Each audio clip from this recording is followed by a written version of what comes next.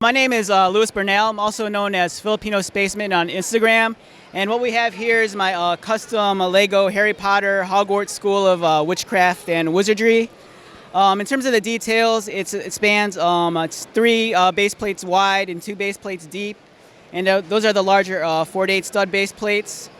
In terms of the construction, the base here is solid. It's mostly Duplo and 2x4 bricks. I made the lock. A lot of people ask what the inspiration was. The design was inspired by the movies, the books, and also some of the custom builds I've seen online because I wanted to make something that was a little bit more unique, a little bit more different. In terms of sourcing the bricks, because I've been getting that question a lot also, most of the tan pieces and the gray pieces, those are actually taken from the retail sets. I probably bought 6 to 8 of the Great Hall and 6 of the Whomping Willow sets. I broke those down, and the challenge with that is that you're limited with only those kind of pieces. So there weren't, with those sets, you don't get as many bricks as you want. It's mostly plates. But the nice thing was that you get a lot of unique pieces with that as well. And since these were newer sets, there were some new unique pieces. So I thought that was kind of cool because you could kind of use it to your advantage because you can use those new pieces for greebling. So when you started on this whole layout, what building or area did you start with? What I started first was the with the bridge, because I kind of needed to know, because I knew how wide the actual base was. But once I figured out the bridge, then I could start determining how large the platform was and the lock.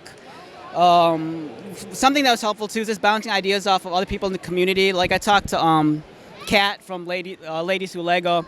And then she gave me some ideas about texturing and design work, which I thought was really great.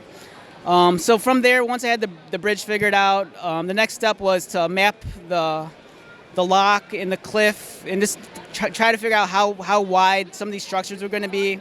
And also wanted to create more natural angles, because one thing I've noticed with some larger sized mocks is that when everything's parallel or perpendicular or at 90-degree angles, it looks a little bit too mechanical.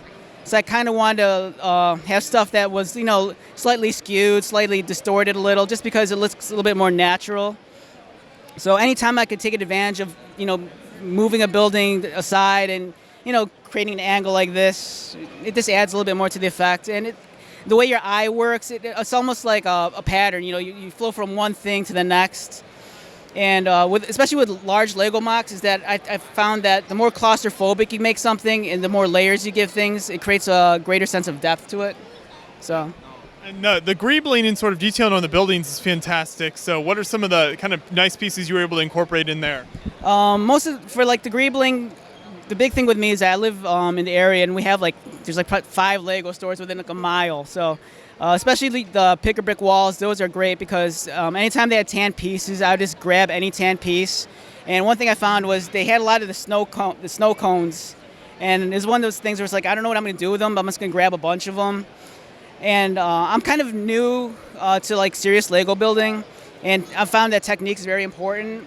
And I've also learned that the cooler something looks, the chances are the more expensive it costs. Because you're building snot-wise and everything. So I was like, okay, I have a lot of clips, I have a lot of ice cream cones. How could I, use those to create some sort of textures? And you put the clips anywhere, and it create the attention of detail. It might look like a chip, it might look like a ridge. So, and sometimes I've also saw that the subtraction of bricks, like on the roof, it kind of shows wear, because you get a rougher texture. So. Exactly. All that adds nice details that really, make the build pop out at you. So it's a really fantastic layout here. I think you captured a lot of great elements in it. So thank you so much. Oh, I appreciate it. Thanks again.